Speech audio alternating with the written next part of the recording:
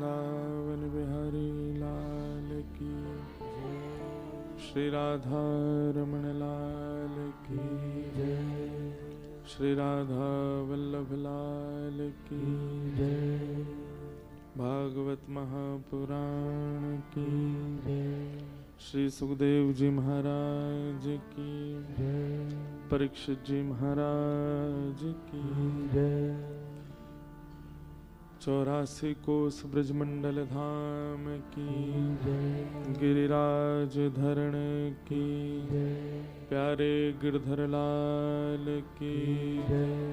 सब संतन की जय। सब भक्तन की जय। सब विप्रन की जय।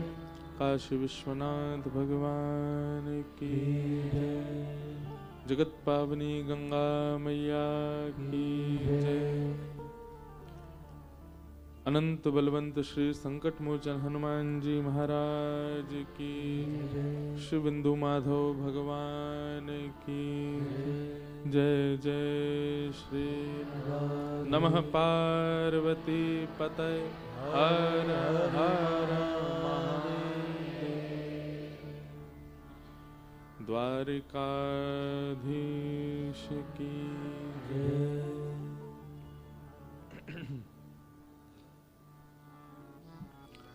परम मंगल में प्रात प्रकलेश्वर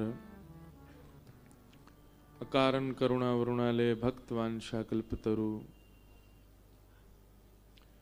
तड़िद्वित विनिंदित पीतांबरधारी श्री बालकृष्ण लाल की वांगमयी शब्दमयी वाणीमयी प्रतिमूर्ति हम आप सबके मध्य में विराजमान श्रीमद् भागवत महापुराण को बारंबार प्रणाम। मंच पर उपस्थित विप्रवृंद, गंधर्वजन, कथा के निमित्त यजमान, समस्त जालान परिवार एवं दिव्य रूप से विराजमान मां स्वरूपा जिनकी स्मृति में हम आप सब लोग भागवत भागीरथी में अवगाहन कर रहे हैं, ऐसी मां को प्रणाम। एवं आए हुए समस्त श्रोता भाई बंधु मातृशक्ति बालक मित्र सखा काशीवासी आसपास के क्षेत्रों से आए हुए सब वैष्णव भक्त वृंदों को जय श्री कृष्ण, जय सिया राम, जय श्रीमन नारायण, हर हर महादेव। ठाकुर जी की महती कृपा से काशी विश्वनाथ भगवान की गोद में गंगा मैया के आश्रय में संकट मोचन भगवान के बिल्कुल आंगन में हम आप सब लोग अविराजित होकर के सप्ताह भागवत प्रवचन श्रवण कर रहे थे। ये हमारा परम सौभाग्य है। आज मंगलमयी कथा का विश्राम दिवस। सदैव याद रखिएगा, विश्राम का मतलब अंत नहीं होता। विश्राम सदैव पुनरुत्थापन के लिए ही किया जाता है। हम रात्रि को विश्राम करते हैं, समाप्त नहीं होते। कई लोग कहते हैं कि आज क्या है, आज कथा का समापन है। समापन शब्द गलत है। कथा कभी समाप्त नहीं होती। संसार समाप्त होता है, संसार के भौतिक वस्तु समाप्त होती है। कथा कभी समाप्त नहीं होती, आरती कभी समाप्त नहीं होती, कीर्तन कभी समाप्त नहीं होता, सत्संग कभी समाप्त नहीं होता। इनका विश्राम होता है। और विश्राम पुनर्जागृति के लिए होता है, फिर प्रकट होने के लिए होता है। सूर्य विश्राम करते हैं, समाप्त नहीं होते। चंद्रमा विश्रांति में जाता है, समाप्त नहीं होता। हर वह वस्तु जिसका पुनर्उदय होना है उसका समापन नहीं होता। तो आज कथा का समापन दिवस नहीं है, आज कथा का विश्राम दिवस है। और आज हुई संकट मोचन हनुमान जी के आंगन में ये कथा विश्राम, फिर दोबारा जल्दी उत्थापित होंगी। पुनर्जल्दी काशी में फिर से जागृत होंगे और फिर से काशी में आनंद होगा। तो कथा का आज विश्राम दिवस है। काशी में कथाओं का समय तो बहुत लोगों को देना है, पर कैसे देना है ये महादेव जाने। कहाँ देना है, कैसे देना है, कैसे व्यवस्था होगी, कब समय बन पाएगा, ये तो महादेव जाने। पर काशी आना है फिर से कथा सुनाने के लिए।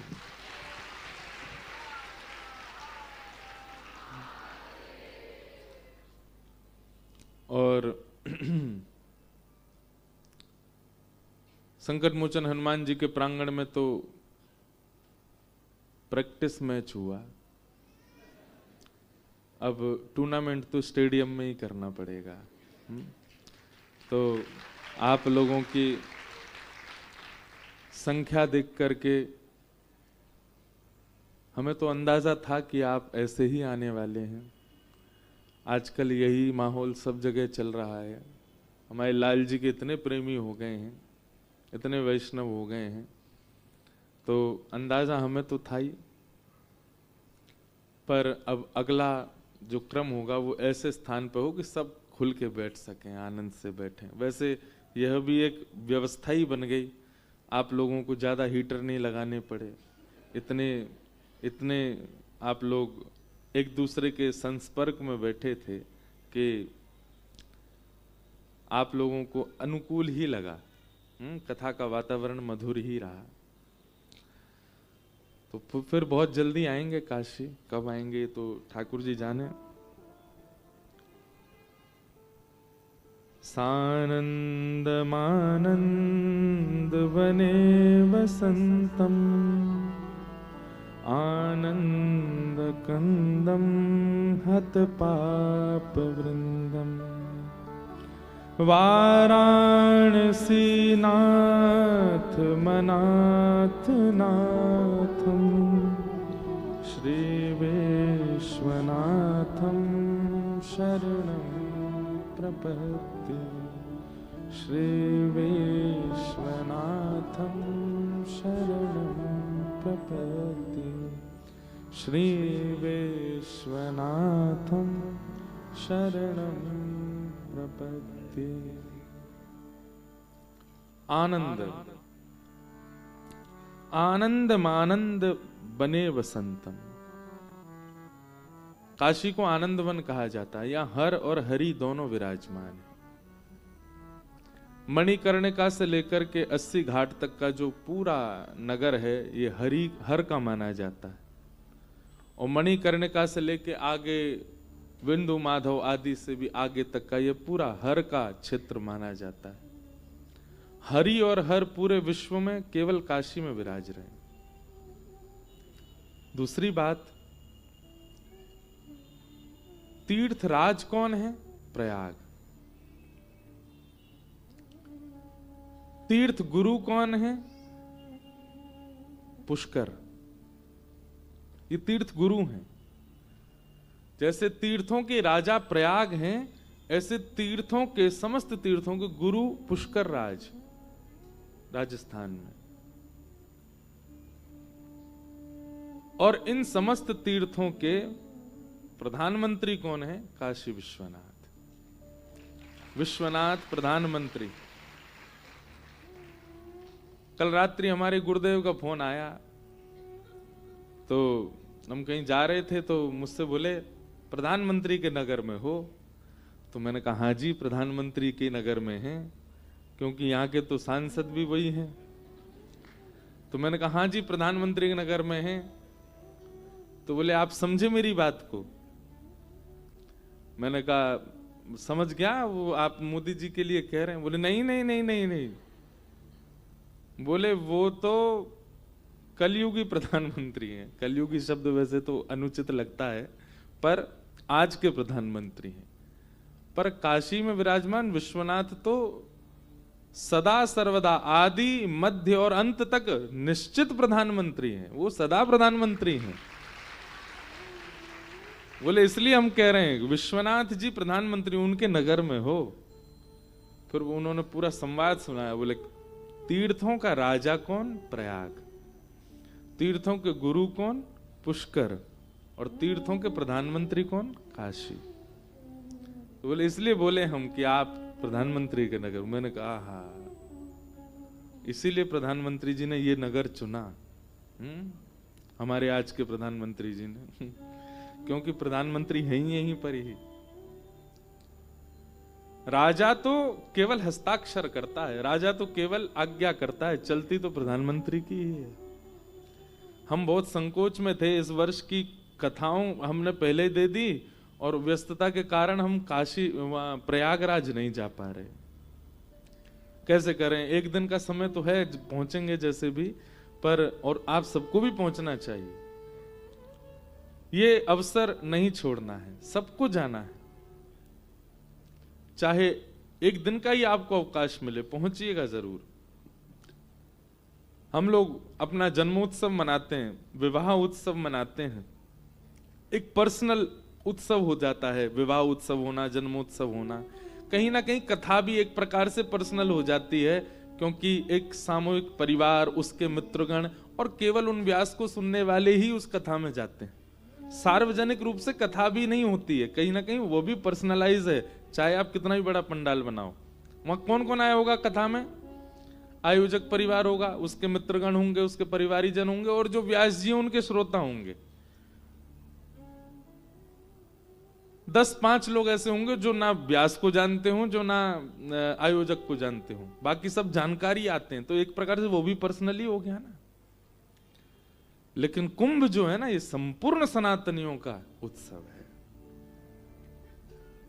यहां पर कोई इनवाइट नहीं होता, इनविटेशन नहीं होता, यहां पर कोई जानकारी या परिचय हो तभी जाना, ऐसा नहीं है। अच्छा एक बात, अगर परिचय से जाना हो तो गंगा जी से तो सबका परिचय है, गंगा जी तो सबकी हैं, यमुना जी तो सबकी हैं, तीर्थराज प्रयाग तो सबका है, इसलिए उनके परिचय से जाइएगा, जरूर जाइएगा। तो मेरे मन में एक भाव था कि इस बार मैं जा नहीं पा रहा कुंभ में, जबकि निवेदन कई संतों का हुआ कथा के लिए भी, पर वाद्य हूं, कहीं और समय दे चुका था, तो मन में एक संतोष करा दिया। बोले कोई बात नहीं, राजा से मिलना नहीं हो रहा, प्रधानमंत्री से मिल लीजिए। और प्रधानमंत्री ने तो बुला के पूरी कथा ही सुन ली, यही आनंद करा दिया। तो इसलिए प्रधानमंत्री की भूमि है। सानंद मानंद बने बसंतम, इसको आनंद वन कहते हैं। संपूर्ण श्रीमद् भागवत में वृंदावन के लिए एक शब्द प्रयोग होता है कि ठाकुर जी वृंदावन में जब प्रवेश करते हैं तो अत्यंत आनंद में आ जाते हैं। ऐसे ही महादेव जब काशी में प्रवेश करते हैं तो अत्यंत आनंद में। यहां महादेव बहुत प्रसन्न रहते हैं। और आनंद कंदम, आनंद कंद मतलब महादेव बाहर से दिखने में आपको कठोर लग रहे होंगे, पर भीतर से परम आनंद में है। आनंद कंदम, जिस प्रकार कोई फल होता है वो बाहर से कठोर होता है पर भीतर उसमें रस होता है, उसको कंद कहते हैं, भीतर के हिस्से को। तो कैसे हैं? बोले आनंद कंदम। यहां पर महादेव कितने आनंद में हैं? बोले बाहर से भले ही दिख रहे हो कठोर, पर भीतर से प्रबल आनंद में है, अत्यंत आनंद में है। आनंद कंदम हत पाप वृंदम, सबके पापों को नष्ट करने के लिए यहां बैठे।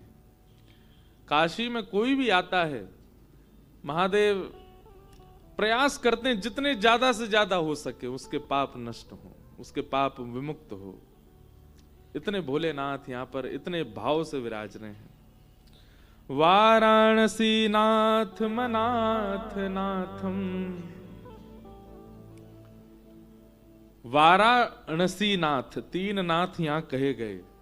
एक तो वाराणसी के नाथ, दूसरे अनाथों के नाथ, और तीसरे तो वो स्वयं नाथ हैं। नाथ का मतलब क्या होता है? रक्षक। नाथ का मतलब क्या होता है? स्वामी। तो वाराणसी के नाथ हैं, अनाथों के नाथ हैं, और नाथ तो वो स्वयं है ही है। अच्छा, एक बात मैंने यहाँ एक दिन कथा में, पहले दिन शायद एक बात मैंने कही थी, पहले या दूसरे दिन, कि जो व्यक्ति नाम के आश्रय में नहीं है वो कहीं ना कहीं अनाथ है। जो व्यक्ति नाम आश्रय नहीं है, एक नाम के सहारे जीवन नहीं व्यतीत कर रहा है, वो कहीं ना कहीं अनाथ है। मन में एक भाव आ रहा था कि इस भाव से अगर हम जाएं तो नाम जापक तो पूरे विश्व में देखा जाए तो 4-5% ही होंगे, 4 भी बहुत ज्यादा ही कह रहा हूँ, 2-3% ही होंगे। पूरे विश्व का कल्याण कैसे होगा फिर? हमने तो सबको अनाथ कह दिया। लेकिन जब ये श्लोक पढ़ा काशी का, तो यहां पर महादेव ने उत्तर दे दिया। बोले जो नाम जब भी नहीं करते इतने पापी हैं कि एक नाम के आश्रय भी नहीं है, वो भी यदि मेरे सामने आ जाते तो उनका नाथ भी मैं बन जाता हूं। यहां पर अनाथ के नाथ का शब्द जो यहां पर वाराणसी नाथ, वाराणसी नाथ मनाथ नाथम, अनाथों के जो नाथ हैं। मतलब अगर आपका किसी नाम में रुचि नहीं बन रही हो तो महादेव से प्रार्थना करो, महादेव ही सुझाएंगे। किशोरी जी की शरण में जाना है कि राघव जी की शरण में जाना है कि ठाकुर जी की शरण में जाना है, गंगा जी की शरण में जाना है, या फिर महादेव को लगेगा कि नहीं भाई तू रहने दे, सबकी शरण में, एक आध सेवक हमारे भी होने चाहिए, तू हमारी शरण में ही रहे, हमारा ही नाम जप कर। अगर किसी व्यक्ति को ठौर ना मिल रही हो, उसको समझ ना आ रहा हो मैं किस राह पे जाऊं, किस पथ पे जाऊं, वो अनाथों की भांति घूम रहा हो धर्म क्षेत्र में, महादेव के पास जाए, महादेव कृपा करेंगे। अरे जो रावण जैसे के भी नाथ बन सकते हैं। आपको पता है हमारे भारत के ऋषि कहते हैं कि रावण जैसे क्रूर व्यक्ति को राम जी ने अपने हाथों से मारने का निर्णय इसलिए लिया क्योंकि उसने शिव का बहुत भजन किया है, क्योंकि वो शिव उपासक है, क्योंकि वो शिव की इतनी आराधना कर चुका है। राम जी बोले इसको कोई और नहीं, इसको तो हम अपने हाथों से इसका उद्धार करेंगे। तो अनाथों के नाथ हैं महादेव। श्री विश्वनाथम शरणं प्रपद्ये, ऐसे श्री विश्वनाथ, विश्व के जो नाथ हैं, उन्हें हम बारंबार प्रणाम करते हैं, वंदन करते हैं।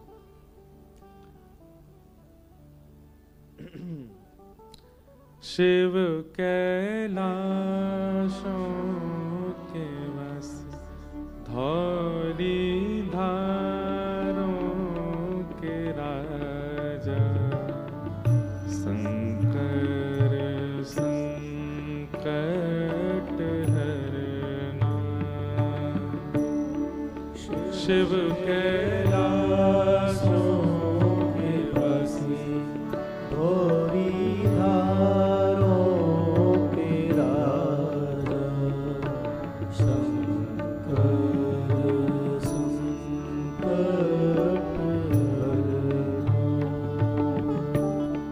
शिव कैलाशों के वसी धौली धारों के राजा, शंकर संकट हरना।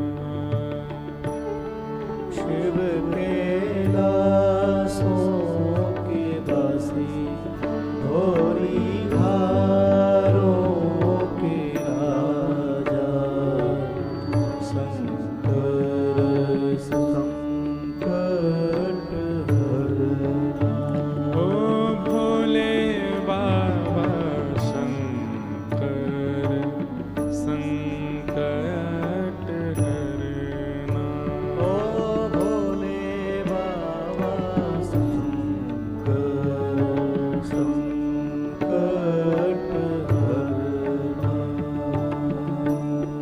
ओ तेरे कैलाशों का अंत न पाया, तेरे कैलाशों का अंत न पाया, तेरे कैलाशों का अंत न पाया, तेरे कैलाशों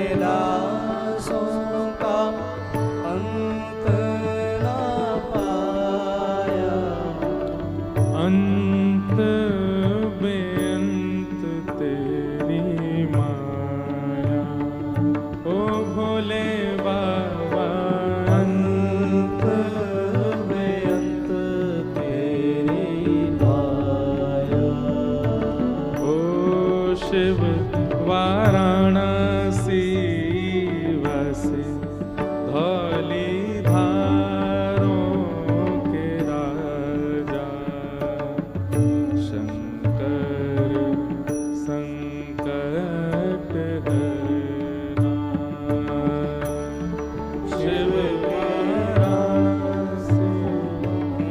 वाराणसी भी कहो। धौली धारों के राजा शंकर संकट हरना। कैलाश घर है महादेव का और वाराणसी जो है यहाँ से महादेव राज शासन करते हैं, प्रधानमंत्री हैं ना। विश्व को अवसर मिले तो दर्शन करने कैलाश जाना चाहिए, पर वो ठाकुर जी का घर है। वहां आप यदि अपनी कोई कामना, आप कोई अपना काम या फिर अपनी कोई भक्ति में प्रबलता चाहते हैं तो महादेव वहां व्यस्त हैं अपने परिवार के साथ। आपको अपनी कामना पूर्ण के लिए तो वाराणसी ही आना पड़ेगा, क्योंकि यही महादेव सुनते हैं, वहां तो व्यस्त हैं। अरे सबको प्रसिद्ध कथा है, महादेव की पूरी परिक्रमा क्यों नहीं लगाई जाती? क्योंकि उस क्षेत्र को कैलाश ही माना जाता है। वहां पार्वती जी विराजमान है, ठाकुर जी अपना नित्य विहार करते हैं, वहां सबका प्रवेश नहीं है। इसलिए वहां योग्यता मिले, वहां अवसर मिले तो जाइए, जरूर दर्शन करके आइए। जीवन में एक बार तो कैलाश जाना ही चाहिए, पर काशी तो हर वर्ष आना चाहिए, काशी तो हर साल आना चाहिए। इसीलिए महादेव सहज होकर के काशी पधारे, ताकि यहां सब आ सके। ओ शिव वाराणसी वासी धौली धारों के राजा शंकर संकट हरना। शिव वाराणसी वासी धौली धारों के राजा शंकर संकट हरना। ओ बेल की पत्तियां भांग धतूरा, बेल की पतिया भाग धतूरा।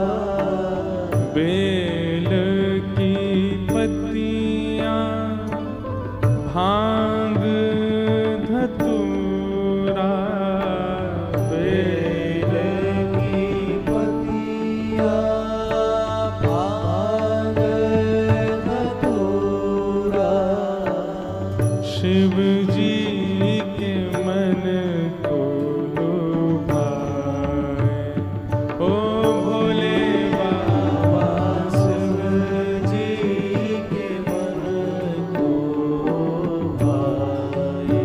हाँ भोले बाबा शिव जी के मन को लुभाए। भोले बाबा शिव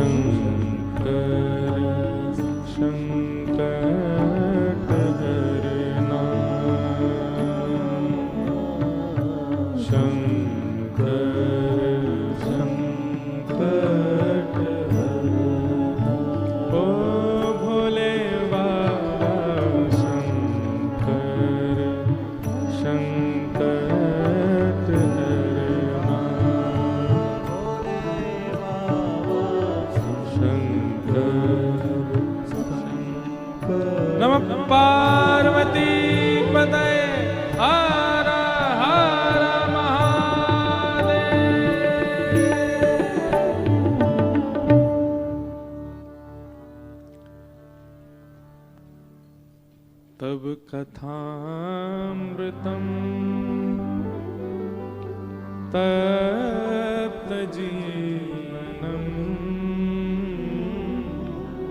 कविभिरेतम कल्मषापहम्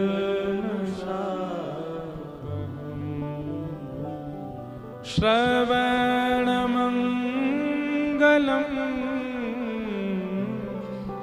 श्रीमदाततम्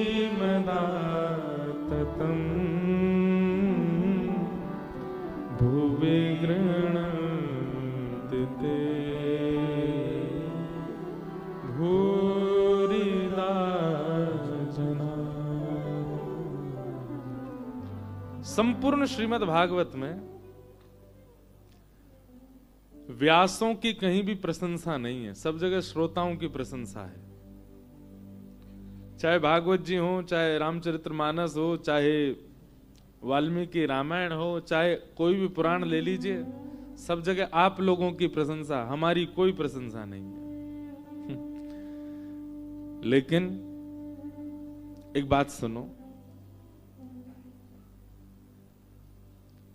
एक तो होता है कि स्कूल के किसी बच्चे की सारी टीचर प्रशंसा करते हैं। 100 टीचर्स हैं, 100 के 100 टीचर्स एक बच्चे की प्रशंसा करते हैं। वो बड़ी बात है कि एक बच्चे की केवल प्रिंसिपल प्रशंसा करता है, वो बड़ी बात है। प्रिंसिपल का भार ज्यादा है। अगर किसी बच्चे की 100 प्रशंसा करे टीचर्स, वो एक बार को अनसुनी हो जाएंगी। अगर प्रिंसिपल किसी बच्चे की प्रशंसा करते, तो हम कोई आपसे प्रतिस्पर्धा नहीं कर रहे, आप लोग और हम एक ही हैं, पर श्रोताओं की प्रशंसा सबने की है, वक्ताओं की प्रशंसा केवल ब्रज की गोपियों ने की है। गोपियां कहती हैं भुवि गृह्णन्ति ते भूरिदा जनाः। अरे भैया सुनो, दुनिया का सबसे बड़ा दानी मिल गया, गोपियां कहती हैं। किसी ने पूछा कौन मिला? बोले त्रिलोकीनाथ, पूरे विश्व के रचयिता, ब्रह्मादि देवता जिनके आगे नतमस्तक रहते हैं, ऐसे परब्रह्म को शब्दों की पुड़िया में लपेट करके जो दुनिया को बांट दे, वो वक्ता। ये सबसे बड़े दानी। जिस परब्रह्म को समा पाना किसी के बश की बात नहीं, ये शब्दों की पुड़िया बना के दे देते हैं सबको। परब्रह्म को शब्द में ऐसा लपेट करके बांट देते हैं सब में, सबको लगता है कि हमको वह नाथ प्राप्त हो गए, वह कृष्ण हमको प्राप्त हो। कृष्ण किसी को मिल सकते हैं, पर इन वक्ताओं की वाणी में जाने कैसी कला है। ये वक्ता अपनी वाणी से सबको दे देते हैं उस कृष्ण को। यशोदा के दर पर गोपियां जाती हैं, स्वयं जन्मदात्री यशोदा मैया ठाकुर जी को किसी को नहीं देती, पर वही गोपियां जब सत्संग में जाती हैं, सत्संग के माध्यम से वक्ताओं की कथा सुन करके कृष्ण को प्राप्त कर लेते हैं। इसलिए भूरिदा जना, ये कथा वक्ता दानी है। हम आज एक बात कहना चाहते, हम वैसे ऐसी बात कहते नहीं मंच से, पर इस बात को हर वक्ता को ध्यान में रखना चाहिए। आजकल कई वक्ता का स्वभाव दान का होना चाहिए, वक्ता का स्वरूप देना होना चाहिए, पर आजकल हमारे कलिकाल में कथा की व्यासमंच लेने का विषय बन गई है। दक्षिणा लेने का सबका अधिकार है, दक्षिणा तक सीमित नहीं है ना, इसीलिए तो हम बोल रहे हैं, दक्षिणा से अधिक हो गया है। कथा का मंच प्रचार का साधन बन गया है, और उस प्रचार के माध्यम से आप यहां दीजिए, वहां दीजिए, ऐसे दीजिए, इतना दीजिए, ये दीजिए, नहीं होना चाहिए। वक्ता का स्वरूप, गोपियों को कितनी पीड़ा होती होगी जब किसी वक्ता को मांगते हुए सुनती होंगी। तो लोगों को जागरूक करना सेवा के लिए ये व्यास मंच का धर्म है, पर केवल व्यास मंच से केवल और केवल सबसे मांगना ये नहीं होना चाहिए। हम बहुत विनय पूर्वक निवेदन कर रहे हैं। गोपियों को पीड़ा होती होगी, एक बार को ठाकुर जी को पीड़ा हुई ना तो कोई दिक्कत नहीं है, पर वैष्णवों को पीड़ा हो रही है, बहुत बड़ी दिक्कत की बात है। ठाकुर जी को किसी बात से पीड़ा हो कोई दिक्कत नहीं, पर ठाकुर जी के वैष्णवों को नहीं होनी चाहिए। तो गोपियों को पीड़ा होती होगी। दक्षिणा तो भाई एक बात कहें, वक्ता को कोई दक्षिणा दे ही नहीं सकता, वक्ता को कोई दक्षिणा नहीं दे सकता। वक्ता जो आपको दे रहा उसका मूल्य आप कैसे दे पाओगे उसको? आप जीवन अर्पित कर दीजिए, अपना सर्वस्व अर्पित कर दीजिए, तो भी उसकी करनी के बराबरी नहीं कर पाओगे। पर फिर भी पत्रम पुष्पम जो भी दक्षिणा लेते उतना अधिकार वक्ता का है, लेना चाहिए उसको। पर उससे अतीत जब हो जाती है व्यास मंच से, केवल 3 घंटा कथा में वही विषय चल रहा है, कहां देना है, किसके लिए देना है, कैसे देना है, कितना देना है, ये नहीं होना चाहिए। व्यासमंच तो दान करता है, व्यासमंच दान मांगता नहीं है। ठाकुर जी खड़े हैं, हमको दिख नहीं रहे हैं, और हमसे कह रहे हैं इनमें से जो योग्य हो, ये भाव सुना करके जिसकी योग्यता लगे मुझे उसको दे दो। पर अब व्यास मंच के बगल में ठाकुर जी खड़े रह गए हैं, व्यास जी उनको दे ही नहीं रहे और ले रहे हैं। ये नहीं होना चाहिए। गोपियां कहती हैं तब कथामृतम, आपकी कथा अमृत के समान है नाथ।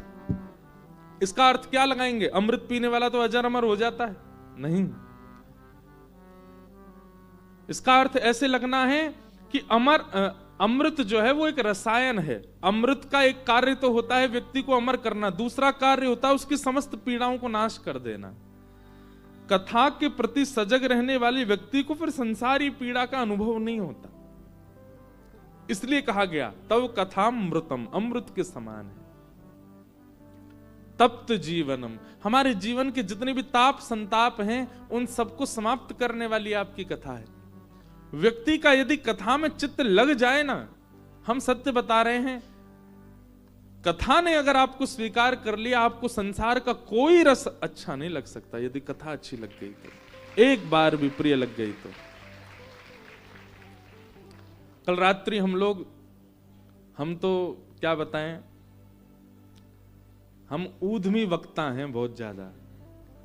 जैसे वक्ताओं का स्वभाव होता है, बहुत शांत रहेंगे, बहुत सम रहेंगे, कम बोलेंगे, कमरा में घुसे रहेंगे, निकलेंगे कम, सीमित लोग। हमारा काम उल्टा है। हम 4 घंटा बाद तो हमको यूं लगती है अब हम क्या करें। काशी पूरी नाप दो, कोई मंदिर रहने ना पाए, कोई स्थान रहने ना पाए। मतलब हम सुबह 6 बजे अपना बिस्तर छोड़ते हैं और रात्रि 3 बजे बिस्तर पर जाते हैं। इतने ऊधमी वक्ता हैं। अपनी बात खुद ही बता रहे हैं, लेकिन इससे प्राप्त ही करते हैं। कल रात्रि जो हमें काशी से प्राप्त हुआ प्रसाद, वो हम भूल नहीं सकते। कल हनुमान जी आए थे कथा में। हनुमान जी कह रहे हैं दारी के सब जगह जा रहे हो, बगल में बैठो यही नहीं आ रहे हो, मेरे आंगन में ही कथा कर रहे हो है। पहले दिन आयो बस पोथी प्रणाम करके ले गए हो, यहाँ आयो ही नहीं है। तो कल हनुमान जी आए, 2 गण भेजे अपने, जाओ बुला के लाओ। तो कल लग तो रहा था कि जाए, पर यहाँ इतनी भीड़ हो जाती है तो फिर हम यहाँ से सीधे निकल, फिर मंदिर भी बंद रहता है 3 बजे तक। फिर कल कुछ क्रम थे, कल बहुत प्रसाद मिले, यहाँ से सीधे गए अपना घर। आप सब लोग जरूर जाइएगा। श्री गंगा जी के तट पर बहुत सुंदर एक संस्था है, अपना घर, जिसका नाम ही अपना घर है। वहां पर प्रभु जी मानवों की सेवा, और कितना अच्छा स्लोगन है, मानव सेवा ही माधव सेवा। वहां पर उन लोगों की सेवा होती है। काशी में हमको एक चीज सुनाई दी कहीं से कि यहाँ पर कई लोग आते हैं माता पिता को काशी दर्शन कराने, और फिर उनको गंगा घाट पे बैठा करके कहते हैं आप बैठो, हम जल लेके आ रहे हैं आपके लिए, और बूढ़े माता पिता को वहीं छोड़ के चले जाते हैं।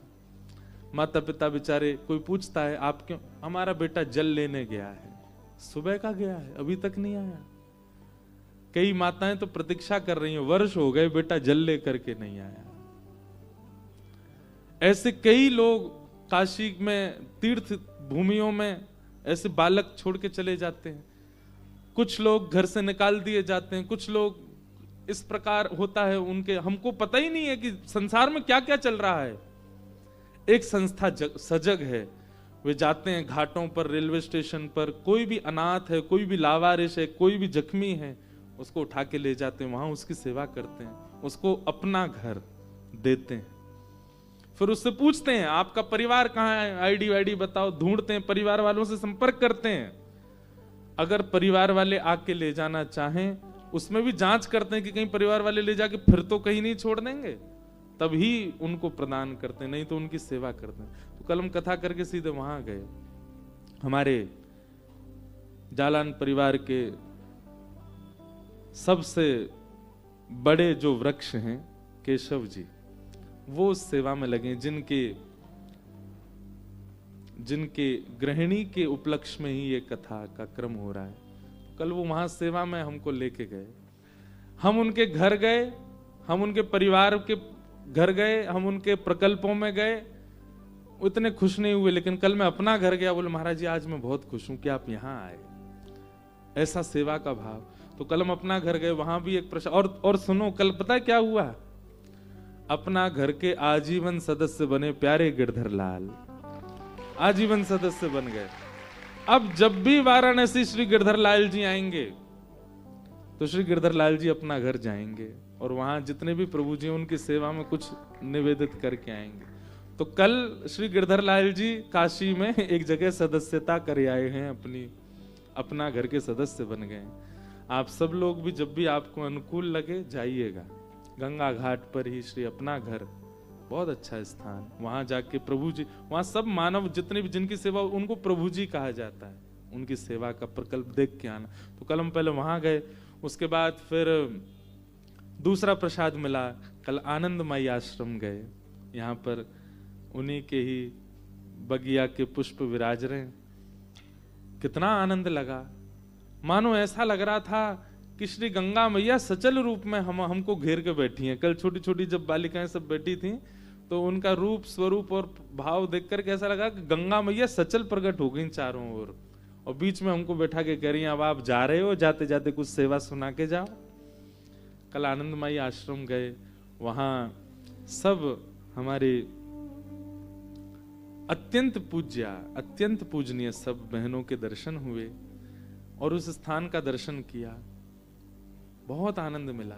और हम वचन दे के आए हैं, वहां फीडबैक भी लिखवाया गया हमसे कि आपको यहाँ के कैसा लगा, उसमें भी मैं लिख के आया हूं कि मैं आनंदमयी को कथा सुनाने काशी पुनः जल्दी आऊंगा, उनको कथा सुनाने आएंगे। तो वहां गए, वहां माँ के गोपाल जी के दर्शन किए, कितने प्यारे गोपाल जी, लड्डू गोपाल। मानो ऐसा लगा कि आनंद माँ के, आज ये पत्रिका भी प्राप्त हुई, माँ का दर्शन भी है इसमें, कैमरा वाले भैया ने क्लोज में दिखाओ, सबको दिखे, माँ के दर्शन यहीं से ही हो जाएंगे व्यासपीठ से। कौन से वाले, इधर वाले उधर वाले, दोनों खड़े हैं। ये देखो, ये आनंद माँ, आपका वृंदावन में भी स्थान है। और ऐसे सब संत, सब महापुरुष जिनको हम लोग स्मरण करते हैं प्रातः काल में, वे सब माँ को बहुत स्नेह दृष्टि से, बहुत सम्मान दृष्टि रखते थे। तो कल माँ के आश्रम में गए, वहाँ प्रसाद मिला और वहाँ वचन दे के आए हैं कि कथा जरूर सुनाएंगे। हमारे जालान परिवार सब लोग प्रकल्प बनाएंगे, माँ की इच्छा होगी बहुत जल्दी फिर माँ को कथा सुनाने आएंगे। फिर वहाँ के बाद विश्वनाथ भगवान को दर्शन करने गए, फिर गंगा जी की आरती की, फिर लौट करके आए। कल भक्ति पथ परिवार के 10 लाख पुष्प प्रकट हो चुके हैं। आप सबको बहुत बहुत बधाई। हमारे भगीरथ भैया ने एक बहुत अच्छी बात कही, देखो सत्संगी व्यक्ति है ना तो वो कुछ अच्छा ही बोलता है। आज हम आपसे बात कर रहे हैं, कथा भी करेंगे, बात भी कर रहे हैं, क्योंकि फिर ये है कि चले जाना है थोड़ी देर बाद। हमारा मन तो कर नहीं रहा जाने का, पर मन कर भी रहा है क्योंकि लाल जी का उत्सव है। तो कल भैया ने बहुत अच्छी बात कही, एक सत्संगी व्यक्ति के साथ देखो मजाक भी होती है ना, सामान्य बात भी होती है, कितनी अच्छी होती है। तो वो बोले महाराज जी, जैसे ठाकुर जी माखन चोरी करने गोपियों के यहाँ जाते थे तो 5 ग्वाला नीचे, फिर उनके ऊपर 4 ग्वाला, फिर 3 ग्वाला, फिर 2 ग्वाला और सबसे ऊपर ठाकुर जी, और ठाकुर जी लग करके मक्खन मटकी तोड़ते। मैंने कहा जी, बोले महाराज जी आपकी भक्ति पथ यात्रा में बहुत सारे ग्वालाओं ने संघर्ष किया। ये 10 लाख 1 मिलियन मटकी रूपी फोड़ने के लिए बहुत ग्वालाओं ने नीचे से आपको ऊपर तक पहुंचाया, परंतु ठाकुर जी जिन 2 ग्वालाओं के ऊपर कंधा रख के खड़े होते हैं वो विशेष हैं, क्योंकि ठाकुर जी को मूल सहारा वही दे रहे हैं। बोले सहारा तो बहुतों ने दिया, पर इसका मूल अंश हम काशी वासियों को प्राप्त हो गया, क्योंकि वो 1 मिलियन का जो टारगेट है वो यहीं पूरा हुआ। हमने सारी जगह दर्शन कर लिए, विश्वनाथ जी आरती कर ली, गंगा आरती कर ली। जैसे ही नाव में बैठे, नाव बीच में तभी 1 मिलियन हुए गंगा जी के बीच में, और सब लोग इतने आनंद में आ गए। फिर उसके बाद आकर के अपने घर में कुछ नियम आदि किए, नियम आदि करके फिर रात्रि में मन हुआ कि चलो थोड़ा काशी भ्रमण करें। रात में 10:30-11 बजे हम तो आए थे विश्वनाथ जी के पास कुछ खाने पीने। यहाँ पे अब क्या खा पी रहे थे वो तो नहीं बताएंगे, पर कुछ ऊधम कर रहे थे विश्वनाथ जी के कॉरिडोर के सामने। पता नहीं कहां से, ये भी एक आश्चर्य। हम लोग तो बैठ गए थे गाड़ी में, 11:15 बजे थे उस समय रात्रि के, और जैसे ही निकलने लगे हम लोग अपने कक्ष की ओर, निवास की ओर, एक व्यक्ति त्रिपुंड लगाए महाराज सीधे हमारी गाड़ी के आगे स्कूटी खड़ी करी। अब सब लोग उसको रोके, कहां क्या? बोले नहीं गाड़ी के आगे इसीलिए, बोले स्कूटी तो हटाओ, बोले इसीलिए लगाई है कि कहीं भाग ना जाओ, हमारी बात सुनो। तुम कांच खोला, मैंने कही है भगवान। बोले अभी इसी वक्त संकट मोचन हनुमान मंदिर जी जाइए, रात में 12 बजे वहां पर हनुमान जी की शयन आरती होती है, 4 मिनट की आरती होती है, विलंब करेंगे तो आपको दर्शन नहीं मिलेगा, आप तुरंत दौड़ करके जाओ। और हम थोड़ी देर पहले ही सबसे कह रहे थे कि हनुमान जी का कल कथा के बाद दर्शन करेंगे। सब बोले 3 बजे तक महाराज जी बंद रहता है, 4 बजे की आपकी फ्लाइट है, कैसे करोगे? तो रात में अब वो कहां से व्यक्ति आए और कहां से आके स्कूटी आ गई खड़ी करी, और आके बोले कांच खोलो, अभी जाओ संकट मोचन मंदिर और जाके दर्शन करो, हनुमान जी की शयन आरती हो रही है। आहा, वो दर्शन आप सब काशीवासी तो करते ही हैं, पर हमको जो सुख मिला ना, जैसे ही आए आधे लोग इस तरफ खड़े, आधे लोग इस तरफ खड़े, बीच में हनुमान जी राम जी को निहार रहे हैं। उस समय हनुमान जी को मैं देख रहा था, तो हमारे स्वामी श्री हरिदास जी महाराज की एक पद मेरे को याद आ रहा था कि हनुमान जी राम जी को ऐसे देख रहे हैं। तो उस समय स्वामी जी एक पद गाते हैं, हमारे स्वामी श्री हरिदास जी महाराज, ऐसे ही देखत रहूं तो मैं जन्म सफल कर मानूं। मानो ऐसे निहार रहे हैं राम जी को कि इनको निहारता ही रहूं, यही मेरा सर्वस्व, और कोई बीच में विघ्न नहीं बन रहा है। सब दर्शनार्थी इतर होकर के खड़े हैं, हनुमान जी राम जी का दर्शन कर रहे हैं, राम जी हनुमान जी को देख रहे हैं। कैसा परस्पर प्रेम वहां प्रकट हो रहा था। उन दोनों के प्रेम के संचार के कारण वहां जितने लोग खड़े थे सब में प्रेम उमड़ रहा था। और देखते ही देखते फिर आरती हुई हनुमान जी की, आरती के पश्चात फिर विश्राम हुआ। लगा मानो कि अब समस्त काशी के देवी देवताओं ने अब हमको विदाई दी है अच्छे से। बोले अब जाओ, अब सब जगह तुम मिल लिए, सब जगह तुम्हारा प्रणाम हो गया, वंदन हो गया, निवेदन हो गया। और हनुमान जी महाराज जी बोले लाला अब तेरी सेवा पूर्ण है गई, अब कल बस अपने थोड़े प्रवचन करके प्रस्थान करो, फिर जल्दी आना। एक व्यवस्थित जो दर्शन की विधा होती है, कल काशी में हमको वो प्राप्त हुई, बहुत आनंद हुआ। तो ये सब कृपा है ठाकुर जी की, अनुग्रह करते हैं। अच्छा, ये भी बात है कि सत्संग आपके जीवन में होता है तभी आपको घटने वाली घटनाओं पर विचार बनता है। नहीं तो कई लोगों के साथ में ऐसे ऐसे भाव होते होंगे पर उनके अंदर विचार ही नहीं आते। हमको ये लग रहा है कि वो व्यक्ति कहां से अचानक टपक गए, क्यों बीच में आके उनने सिक्योरिटी लगाई, क्यों आके हमको उसी समय क्यों बोले कि जाओ दौड़ो पहुंचो। हम लोग 11:15 बजे ही क्यों निकल रहे थे, 12 बजे भी निकल सकते थे, पर ये सब योजना थी। हनुमान जी कल पहले से ही बंदर भेज करके बता रहे थे, बोले तू आए और नहीं है मेरे पास, और रात्रि में बुलाए, बुला करके खूब प्रेम से सहर्ष दर्शन किया। तो कल काशी का जो दर्शन की विधा और सब था वो सब विश्राम हुआ, आनंद से सब कुछ संपन्न हुआ।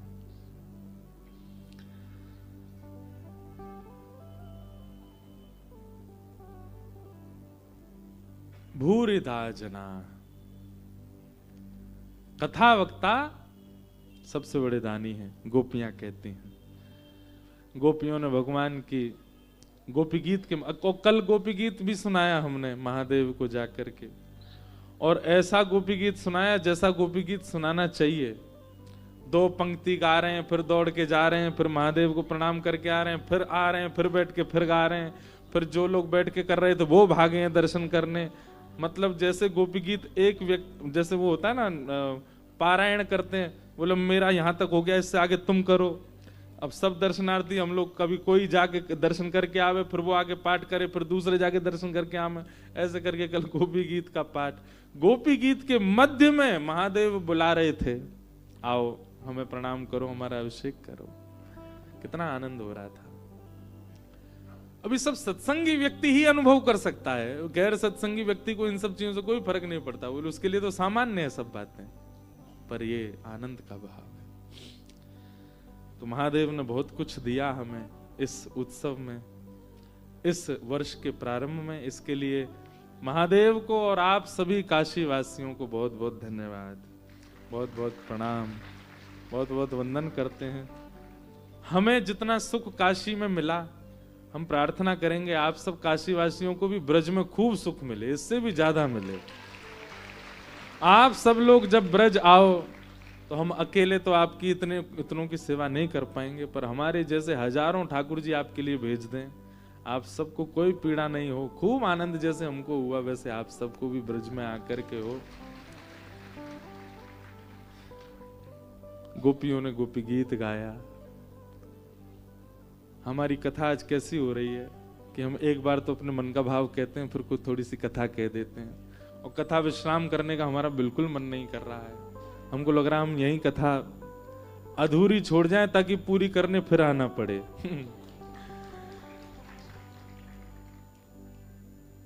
राधिका रानी जी, वृषभानु दुलारी जी, राधिका रानी जी, वृषभानु दुलारी जी, राधिका रानी जी, वृषभानु दुलारी जी, राधिका रानी जी, वृषभानु दुलारी जी।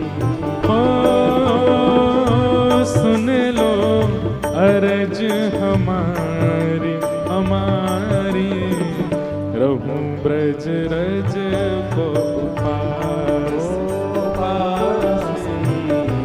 रहूं ब्रज रज को पास, रहूं ब्रज रज को पास।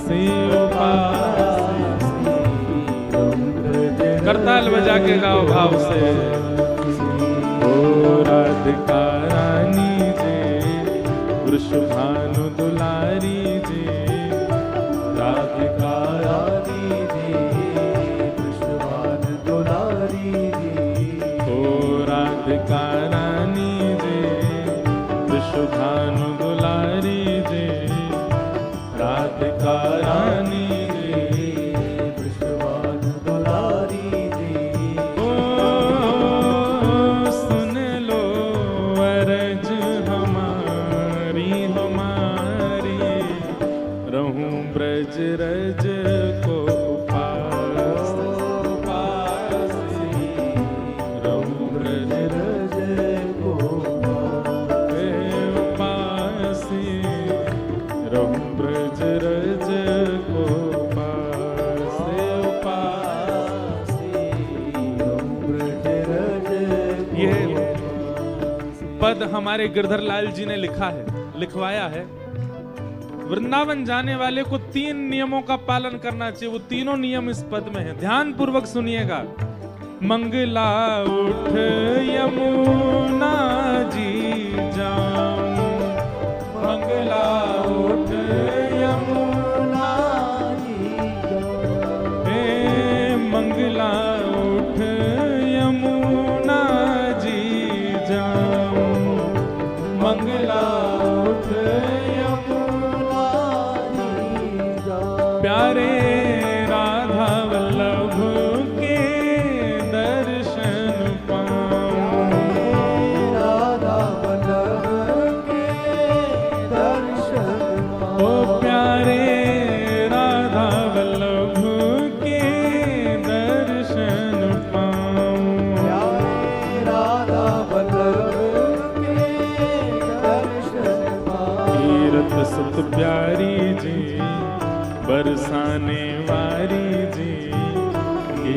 सुत प्यारी जी, बरसाने वाली जी, ओ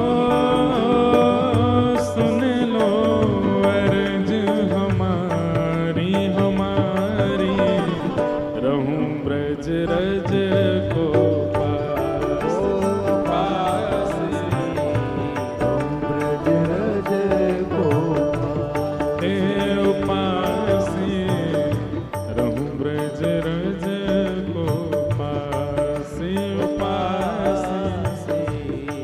ब्रज रज को भाव भाव से हे राधिका रानी जी, वृषभानु दुलारी जी, राधिका रानी जी, वृषभानु दुलारी जी, ओ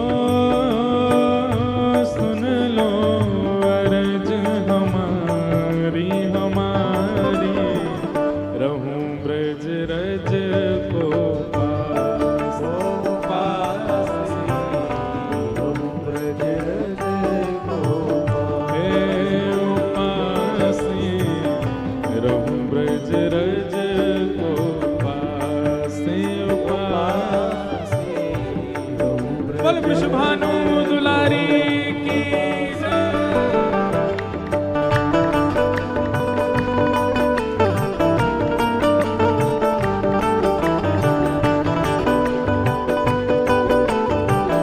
प्यारे गिरधर लाल की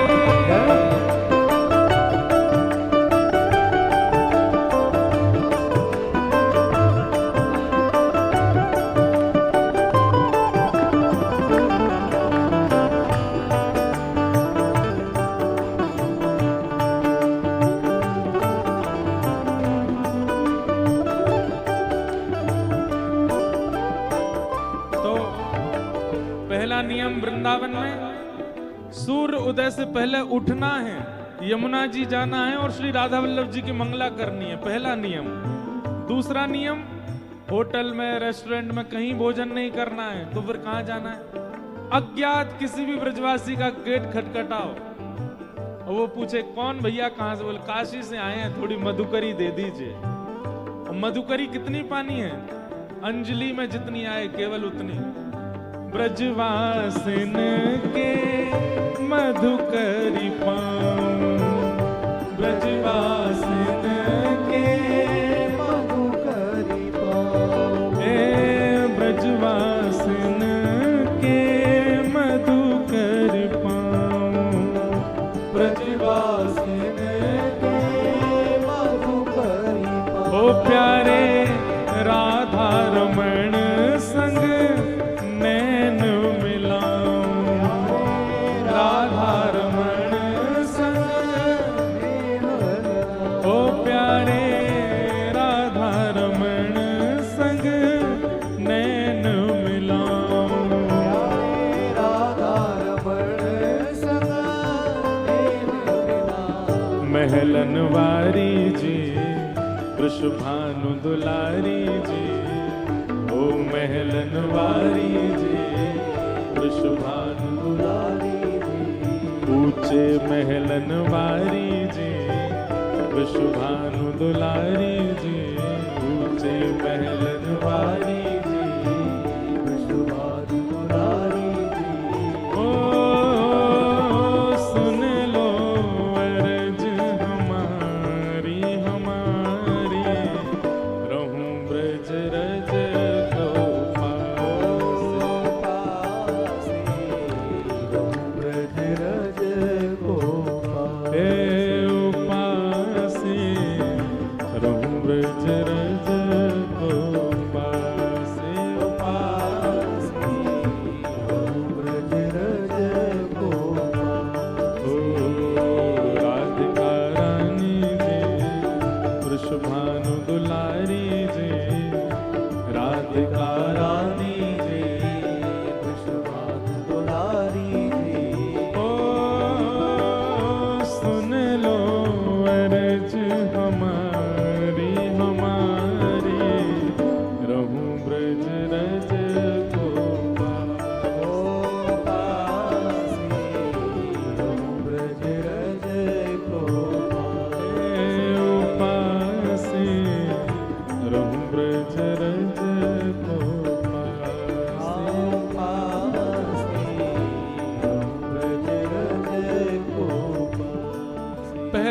काम मंगला में उठ के यमुना दर्शन, राधा वल्लभ दर्शन। दूसरा काम मधुकरी ब्रजवासियों के घर की और श्री राधा रमण दर्शन। और तीसरा काम या तो ब्रजमंडल में सोहनी करो या फिर रसिक जनों के आश्रम में जाके उनके आश्रम की थोड़ी सेवा करो। एक दिन के लिए गए तो एक दिन सेवा करो किसी भी आश्रम में जाके। रसिक जनन की सेवा पाऊं, रसिक जनन की सेवा पाऊं, ओ रसिक जनन की सेवा पाऊं, रसिक जनन की सेवा पाऊं, प्यारे कुंज बिहारी के दर्शन पाऊं, प्यारे कुंज बिहारी के दर्शन पाऊं, ओ प्यारे कुंज बिहारी के दर्शन पाऊं, प्यारे कुंज बिहारी के दर्शन पाऊं, अति सुकुमारी जी ओ भोली भारी जी, अति सुकुमारी जी हाँ भोली बिहारी जी, ओ सुन लो अर्ज हमारी रहूं ब्रज रज को पासे पासे, ब्रज रज को पासे रहूं ब्रज रज को पासे पासे, ब्रज रज को आओ हे राधिका रानी जी, वृषभानु दुलारी जी, राधिका रानी जी, वृषभानु दुलारी जी, ओ सुन लो अरज हमारी रहूं ब्रज रज को पास रहूं ब्रज रज को आऊं पासे, रहूं ब्रज रज को पासे पासे,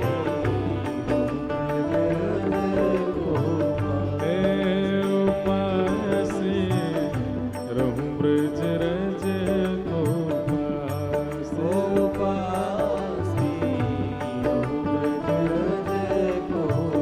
वृंदावन चंद भजो राधे गोविंदा, वृंदावन चंद भजो श्री राधा रमण लाल भजो राधे गोविंदा,